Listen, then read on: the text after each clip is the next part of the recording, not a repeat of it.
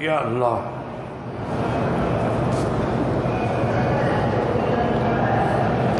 کہتے کہ کسی بالغ لڑکی کا نکاح جو ہے وہ اس کے ولی کی اجازت کے بغیر ہو جاتا ہے یا نہیں ہوتا ہے. تو میرے عزیز مسئلہ سمجھیں کہ ایک صریح حدیث ہے میرے مدنی پاک کی صلی اللہ علیہ وسلم. آپ نے فرمایا کہ لا نکاح الا بولی، نکاح ولی کے بغیر نہیں ہوتا. اور یاد رکھیں یہی متفق علیہ ائمہ اربعہ کا مسئلہ ہے کہ جب تک ولی نہ ہو، ولی سے مراد باپ ہے، باپ نہیں ہے، چاچا ہے، بڑا بھائی ہے، اس کی اجازت کے بغیر نکاح نہیں ہو سکتا. لیکن اللہ نے اولیاء کو بھی یہ مجبور کیا ہے کہ تم لڑکی کی رضامندی بھی پوچھو. یہ نہیں ہے کہ تم ولی کی حیثیت میں نکاح کر دو، لڑکی کو پتہ ہی نہ ہو، اس کو پتہ ہی نہ میرا کس سے نکاح ہو رہا. لڑکی کی رضامندی بھی دیکھو، اس کو بتلاؤ. یہ جو کہتی ہے نا کہ امام ابو حنیفہ رحمۃ اللہ علیہ کے نزدیک بغیر ولی کے نکاح ہو جاتے ہیں، وہ مسئلہ سمجھنے کی کوشش کرو. وہ یہ فرماتے ہیں کہ کیا نکاح ولی کے بغیر کسی لڑکی نے کر لیا تو اب یہ اس کا زنا شمار ہوگا، اس پر حد جاری ہوگی یا نکاح ہوگا؟ وہ فرماتے ہیں اس میں حد تو نہیں ہوگی کہ نکاح تو اس نے کیا ہے نا، کوئی غلطی کی ہے، ایک حدیث کی مخالفت کی ہے، لیکن بالغ ہونے کے بعد اس کو بھی تو اللہ نے عقل دیا، بلوغ دیا، اسے خود قبول کیا ہے، لہذا اس کو حد نہ مارو، لیکن کہو کہ نکاح ختم کرے، ولی کے منشے سے دوبارہ کرے. لیکن حنابلہ امام احمد بن حنبل رحمۃ اللہ علیہ وہ کہتے ہیں کہ بالکل ولی کے بغیر نکاح ہوتا ہی نہیں ہے، وہ زنا ہوگا. اگر کوئی ایسا کرے اس کو رجم کر دو.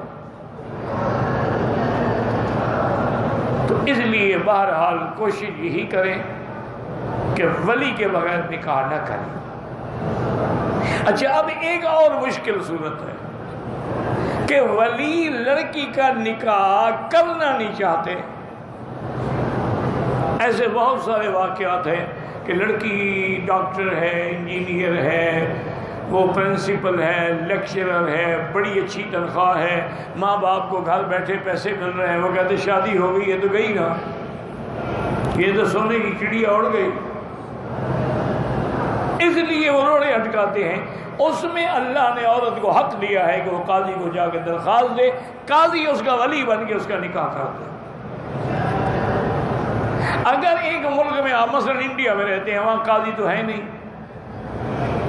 ان کے لیے یہ ہے کہ وہ لڑکی کسی مدرسے کے محتمم یا عالم کو جا کے درخواست دے، وہ عالم ایک کمیٹی بنا لے گا، اس کے بعد اس کی بات سن کے اجازت دے دے. اللہ کسی کو روکتے نہیں ہے، چونکہ اگر نکاح روکو گے تو پھر تو زنا ہوگا نا. لیکن میری بیٹیوں کو بھی سوچنا چاہیے کہ تم جب شادی چاہتی ہو نا، تم دل سے سوچتی ہو، ماں باپ عقل سے سوچتے ہیں. عورت کا بس دل آ گیا، وہ ٹھیک ہے جی میں نے کسی سے شادی کرنی ہے، ورنہ میں خودکشی کر لوں گی، میں مر جاؤں گی، میں فلاں ہو جاؤں گی. وجہ کیا ہے کہ وہ دل سے سوچ رہی ہے، عقل تو استعمال ہی نہیں کر رہی نا. اور ایک بہت بڑے فلسفی گزرے ہیں، انہوں نے بڑی اچھی بات کی ہے. انہوں نے کہا کہ مرد کو جو اللہ نے عقل دیا ہے نا، وہ دماغ سے لے کر ناف تک ہوتا ہے، اور عورت کا جو عقل ہے وہ ناف سے لے کر گھٹنے تک ہوتا ہے. اس کا عقل اوپر ہوتا ہی نہیں، اس کا نیچے کا مسئلہ کسی سے سیٹ ہو جائے بس کام بن گیا، چونکہ اس کا عقل ہے ہی ناف سے لے کر پاؤں تک.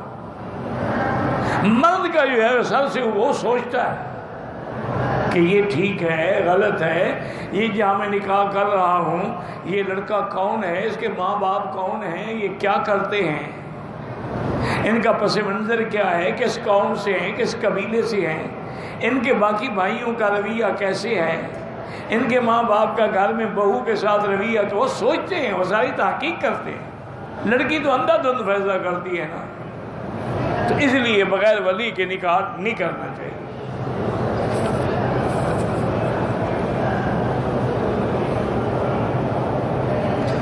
میرے ابو کے بڑے بھائی کے بیٹے کی بیٹی سے شادی ہو سکتی ہے، کس کی؟ یہ تو لکھو نا، کس کی شادی ہو سکتی ہے؟ بہرحال آپ کے ابو کے بھائی ہیں، اس کی بیٹی جو ہے وہ اگر آپ کا بھتیجا بنے گا ہو سکتی ہے، لیکن بار مجھے سمجھ نہیں آیا آپ کا سوال۔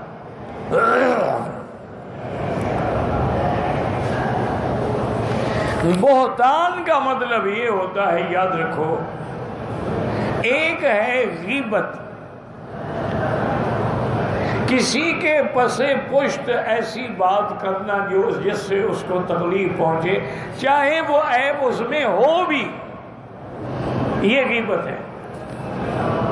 بہتان یہ ہے کہ اس میں عیب بھی نہ ہو اور تم گھڑ دو، جیسے کہ بی بی عائشہ کے مسئلے میں اللہ نے فرمایا کہ تم نے جب یہ سنا کیوں نہ کہا سبحانک ھذا بہتان عظیم، یہ تو واقعہ ہی نہیں ہے، یہ بہتان ہے۔ بہتان وہ ہوتا ہے جس کا وجود ہی نہ ہو اور لگا دیا جائے۔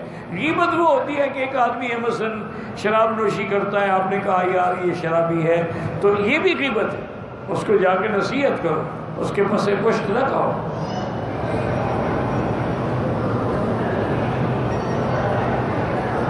کہتے ہیں جی آپ کا بیان بند ہو گیا، اللہ عالم بھی، پتہ نہیں کب کی باتیں آپ کر رہے ہیں، مجھے تو یاد نہیں ہے۔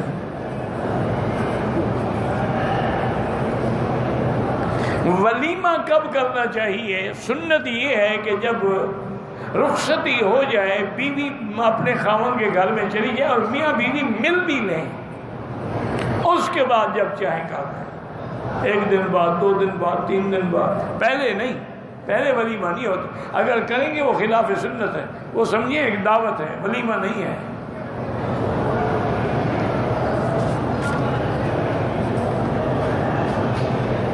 اگر داڑھی آدمی کی کہیں سے بڑی ہے، کہتے ہو ٹھیک کرا سکتا ہے، خوبصورت بناؤ داڑھی کو، اللہ کے نبی نے حکم دیا ہے کہ داڑھی رکھو یا بال رکھو تو ان کی حفاظت کرو، ان کو کنگھی دو، ان کو تیل لگاؤ تاکہ خوبصورت لگے۔ یہ تو نہیں ہے نعوذ باللہ وہ برے لگے اور لوگوں کو نفرت ہو۔